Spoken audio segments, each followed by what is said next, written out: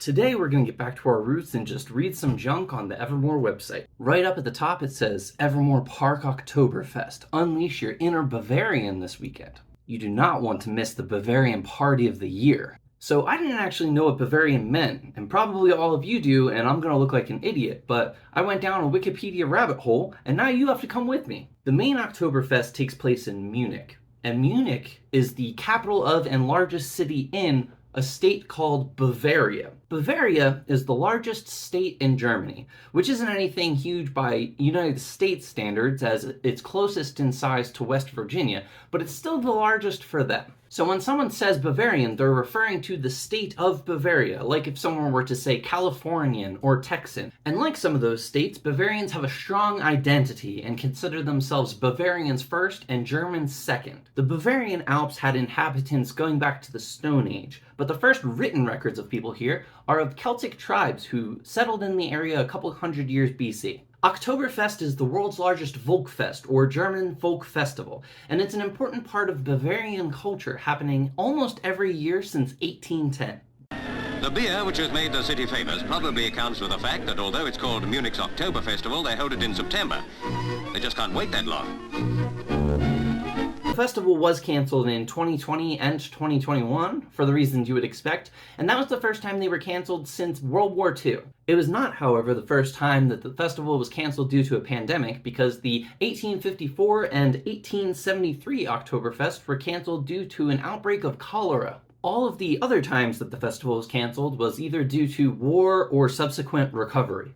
Other cities around the world also hold Oktoberfests that are modeled after the main Munich event, and that includes Evermore Park.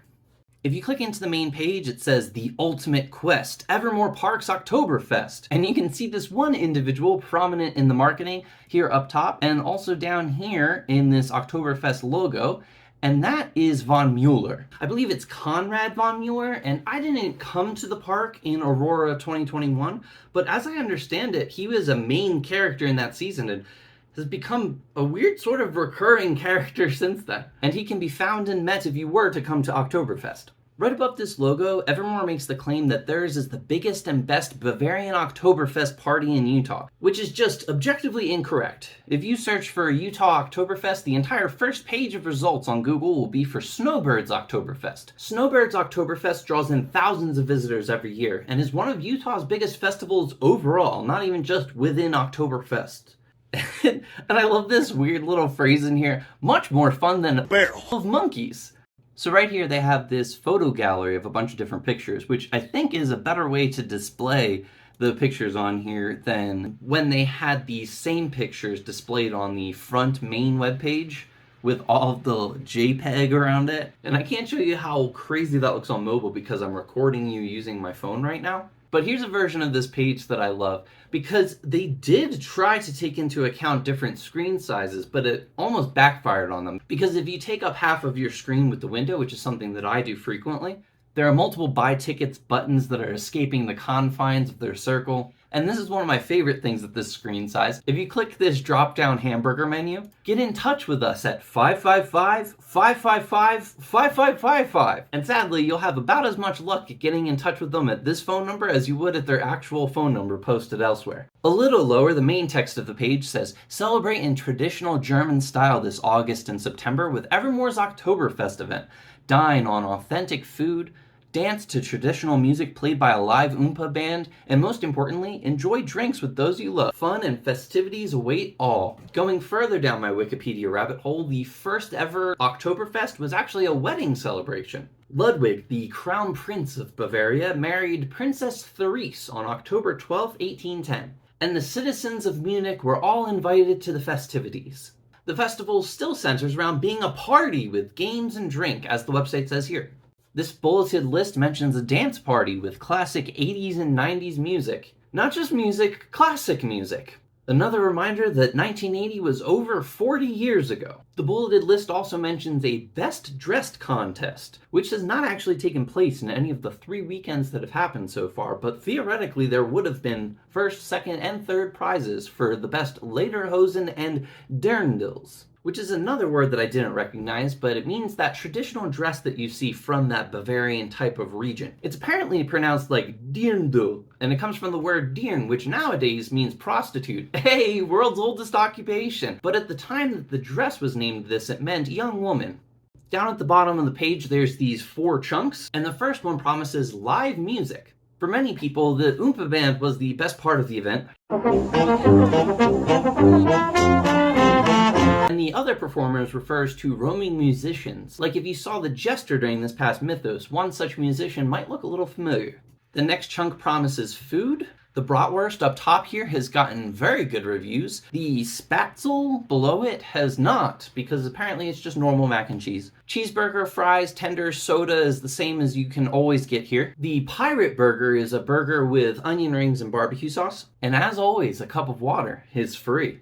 And sauerkraut was mentioned elsewhere on the website, but not here, so get pumped for sauerkraut. The next chunk talks about beer. One of the main things that Oktoberfest is known for is beer. Bavaria has a long tradition of brewery, and approximately half of the breweries in the country of Germany are located within Bavaria. Brewers' drays work overtime to cope with the demand. Men from all over Bavaria pour into Munich as the lovely liquid pours into their mugs. And do their mugs express satisfaction?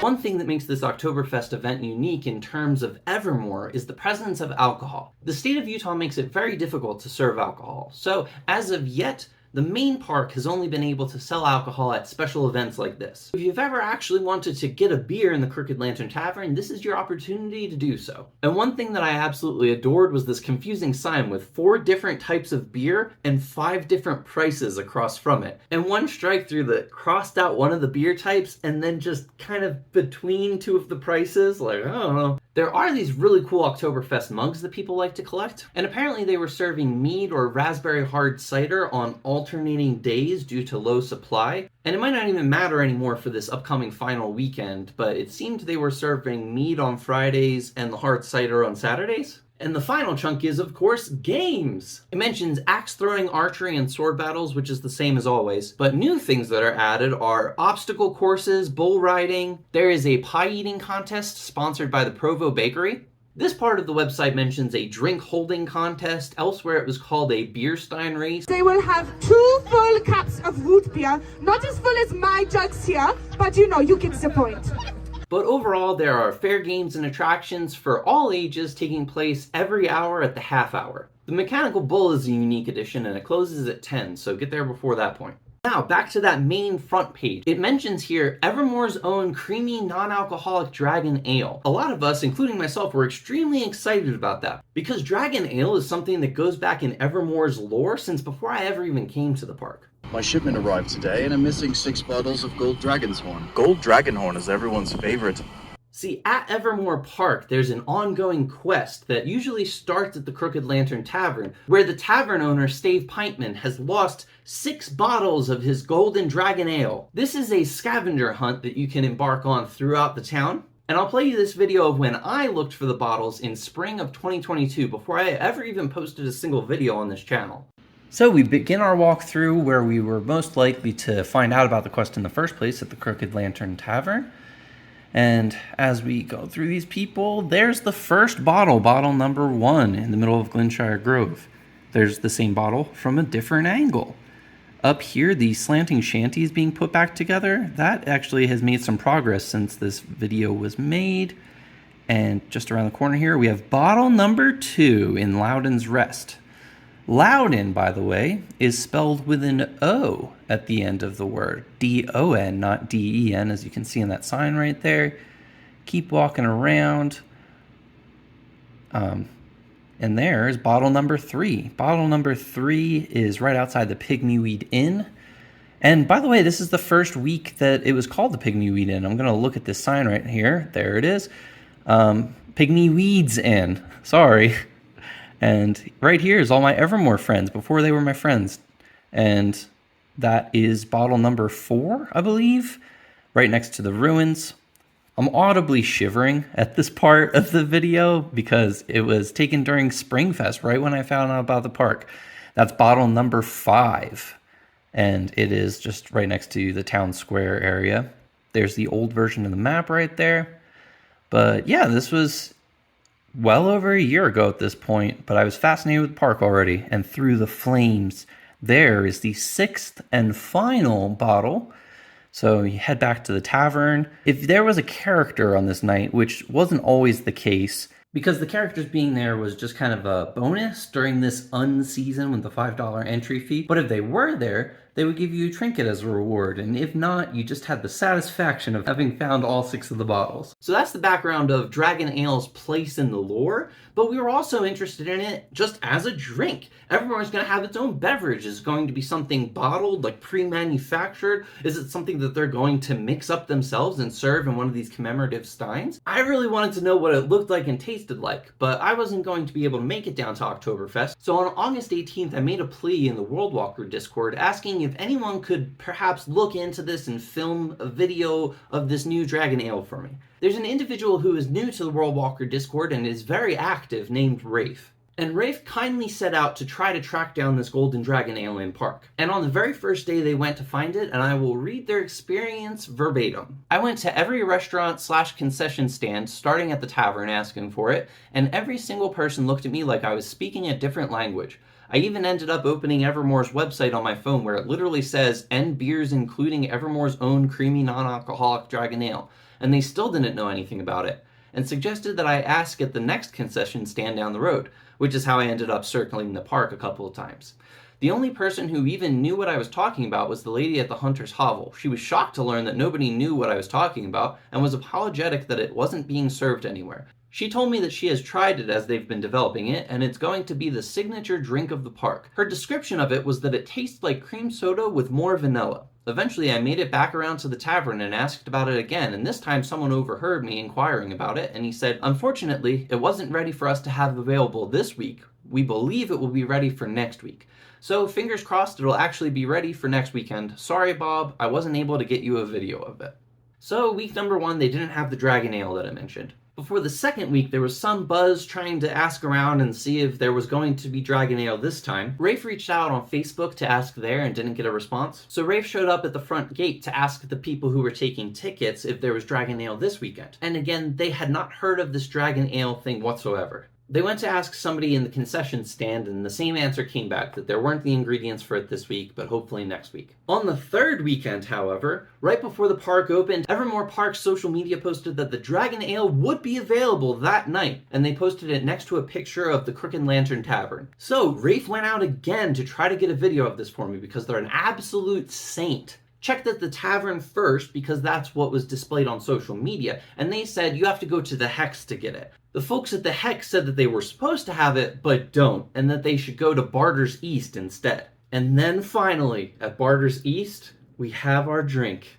Behold, the Golden Dragon Ale, Evermore's signature drink. Rafe said that the flavor was a kind of cream soda, vanilla ice cream float type of deal, and that they got a strong bit of butterscotch flavoring in their second sip. Multiple people have referred to this as Evermore's version of butterbeer from the Universal Studios Wizarding World parks. And if that is the case, and this is an ongoing drink after Oktoberfest, that's really awesome. But one thing that's not awesome is that in all of this confusion, multiple actors were yelled at for there not being Golden Dragon Ale at this event. And that sucks, because obviously that's not their fault at all. As always, Evermore's biggest problem comes down to communication. And nobody ever really knows what's going on at Evermore between the employees and guests alike. But that comes from higher up, and I understand sometimes feeling like when you're disappointed, you just need to express that somehow.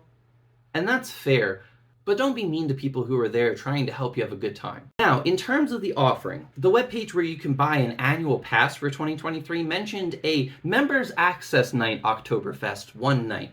Now, people read this in different ways. One school of thought was that there would be one night where it was a members-only night and nobody else would be allowed access to the park. I never thought that that was ever going to be the case. I took it that there was going to be one night where members were able to come into Oktoberfest at all. Because in 2022, annual passes wouldn't get you into Oktoberfest whatsoever. So I thought they were saying, there's one night where we're going to allow the season pass to work, otherwise you have to pay full price as you always did in 2022. However, in practice in 2023, the annual pass has gotten you in every single night that they've been open. So, depending on which school of thought you initially subscribed to, this is either worse or much better than the website initially promised. The page where you buy your tickets says that entry includes the train and sword fighting, which are normally separate prices in other seasons, so that's a perk and benefit. There are actors in the park, but there are no quests. They're just there for the vibes and for a good time. There are circus shows, and as the poster says here, the times of which are... But I've been told that there are circus shows 3 times a night, which is more than they ever had in Mythos. There is live music, which is a highlight, and also the competitions that take place, which have for the winners that commemorative Stein and 2 return tickets to come back to Evermore. On behalf of the von Müller Company, I, Conrad von Müller, Duke of Aurora, do present you with your Stein! And that's pretty much it. So there's only 1 weekend left of Oktoberfest because I wanted to have video of what the Dragon Ale looked like before I released this, and unfortunately it took 3 weekends for that to be possible. So if you're seeing this before October 8th and 9th, then go to Oktoberfest if any of this sounded good to you. It's just a party. It's a good time. And as always, I don't know how to end this video. A lot of people say, like the video here, it really helps me out. I don't understand how it helps them out. Like, what does it do for them? I do look at the likes to see if people liked a certain type of video, but that just allows me to help you enjoy content better in the future. Do they get paid more if there's likes? I don't see anything about it in the YouTube Creator Studio, so I don't get it. But yeah, this upcoming weekend is the last of Oktoberfest. Oktoberfest is longer than it was last year because there was only 2 weeks, if I remember correctly, in 2022. By now, we would have already had lore in that year. But there's 1 more weekend of Oktoberfest, and next weekend is lore. So I was thinking about having my first live walkthrough video on the opening night of lore. And the way that that would work is if you're not already in the park or working in the park, which is already the vast majority of my audience, if you're somebody who is too far away to come or just doesn't want to come, then you can hop in and watch me walk through and tell me where to go and kind of direct my actions. So it'll be kind of like you're in the park yourself, or a weird hive mind of whoever decides to tune into that will be in the park themselves. I don't know how live streaming works, so we'll see if that is a complete disaster or not. But until then, see ya! Just kidding, unsee ya! I am editing the video here at night, and I am finding a lot of Mage Damon's video useful, so I wanted to give him a quick shout out. On YouTube, his channel is BU_RN. I think it's just the word burn, but it is stylized like that. So I will leave a link right here to his channel. He's doing something awesome, which is what this channel originally set out to do, which is just recording things at Evermore Park for the people who aren't there to experience them themselves. I don't know what my channel even is anymore, but it's not doing as good of a job at that, and he is. So grateful to him for contributing to the community and having those videos out there. So yeah, link should be right next to my head as we speak. Ugh.